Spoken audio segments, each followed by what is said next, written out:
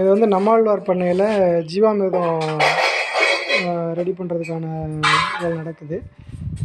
ஒரு 10 கிலோ அளவில் சாணம், கோமியம் இருக்குது. இதில் 8 லிட்ரு, இதில் 2 லிட்ரு, 10 லிட்ரு கோமியம் இருக்குது. 1 கிலோ பயறு மாவு, 2 கிலோ நாட்டு சர்க்கரை, இந்த வயல்லேருந்து எடுத்த மண், 200 லிட்டருக்கு தண்ணி. இதுக்கு தேவையான மூலப்பொருட்கள் எல்லாமே ரெடி பண்ணியாச்சு. இப்போ ஒன்று ஒன்றா நம்ம வந்து ப்ராசஸ் பண்ணுவோம். ஆன் பண்ணிக்கோங்க. இப்போ வந்து அந்த சாணத்தை எடுத்து கட்டி இல்லாமல் கரைச்சிக்கிறோம். முதல்ல கோமியத்தோடய ஃபஸ்ட்டு கரைச்சிக்கிறோம் கொஞ்சம். அப்புறம் கோமியம் தீர்ந்ததுக்கப்புறம் இப்போ தண்ணி, அதில் இருக்கிற தண்ணியவே மோந்து நம்ம கரைச்சிக்கலாம்.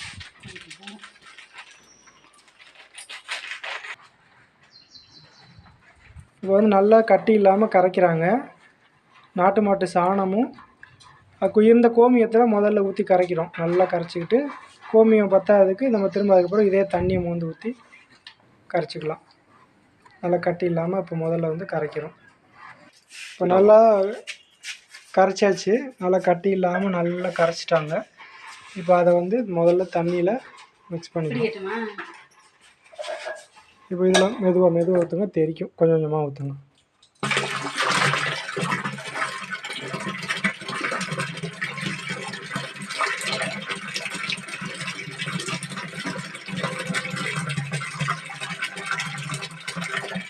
ஊற்றுங்க. மெதுவாக அடியில் சப்போர்ட் பண்ணணும்.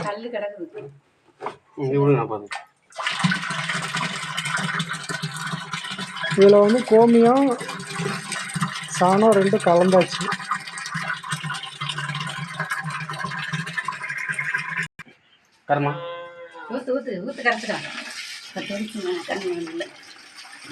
இப்போ மீதிக்கு வந்து தண்ணி ஊற்றி கரைக்கிறோம் சாணியை நல்லா.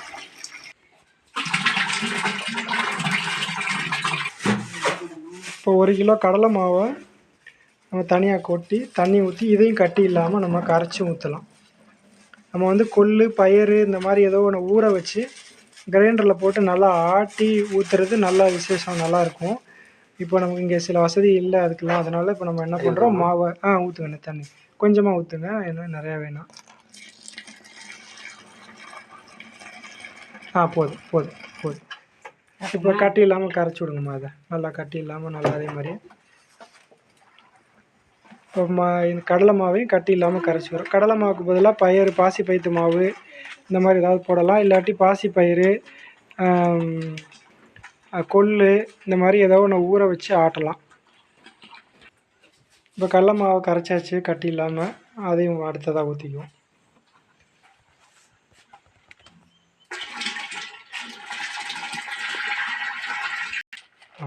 இப்போ நாட்டு சர்க்கரை 1 கிலோவுக்கு போடுறாங்க ஃபஸ்ட்டு.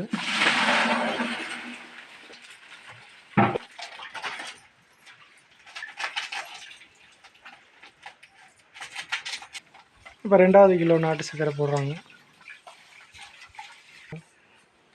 தோட்டத்து மண் 1 கப்பு போடுறாங்க.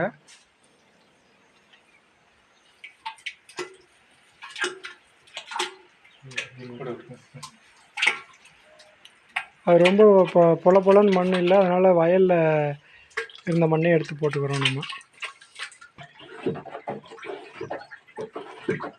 இப்போ எல்லாத்தையும் கலந்தாச்சு. இந்த மாதிரி இப்போ குச்சி நல்லா வளர்த்தியான குச்சி வச்சு வலதுபுறமாக மட்டும்தான் சொல்லட்டணும். வலதுபுறமாக 1 நிமிஷம், நல்லா 1 நிமிஷத்துக்கு எல்லாத்தையும் நல்லா சொல்லட்டணும். இதை தினசரி காலையிலையும் சாயங்காலமும் 2 வேளை, காலை மாலை 2 வேளையும் இதே மாதிரி காலையில் 1 முறை, சாயங்காலம் 1 முறை சுற்றணும் 1 நிமிஷம் அளவில்.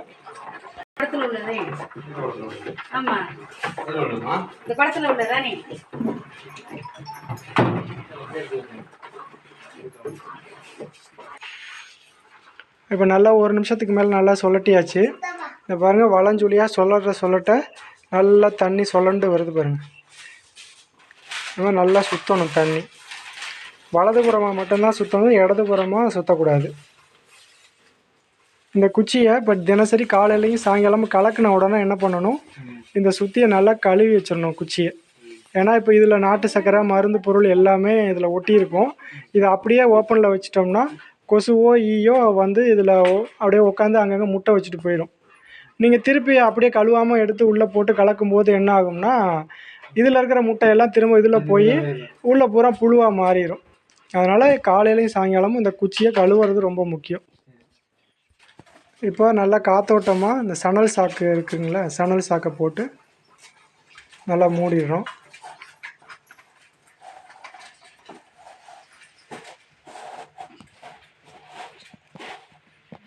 கொஞ்சம்